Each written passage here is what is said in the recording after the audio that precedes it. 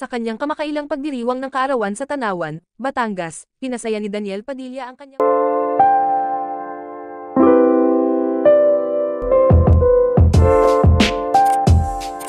Sa kanyang kamakailang pagdiriwang ng kaarawan sa Tanawan, Batangas, pinasaya ni Daniel Padilla ang kanyang mga bisita sa pamamagitan ng isang pagtatanghal kasama ang isang banda.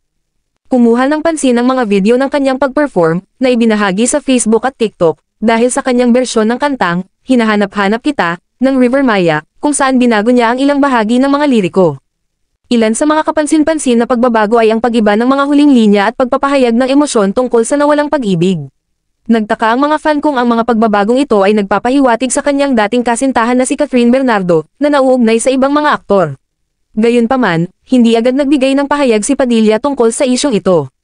Kasama sa pagdiriwang ng kaarawan ni Padilla ang kanyang mga miyembro ng pamilya, kabilang ang kanyang mga magulang na sina Carla Estrada at Romel Padilla, pati na rin ang kanyang tiyuhin na si Robin Padilla. Naroon rin ang mga kaibigan mula sa industriya tulad ni Ria Ataide at Zanjo Marudo, mga direktor na sina Cathy Garcia Sampana at May Cruz Alvier, at mga ehekutibo ng ABS-CBN na sina Carlo Katigbak at Mark Lopez, upang ipagdiwang kasama siya.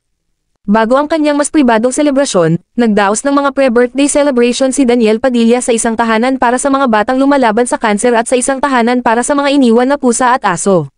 Ipinakita ng mga pagkakataong ito ang kanyang mga pagsisikap sa pagtulong at dedikasyon upang magkaroon ng positibong epekto sa buhay ng iba.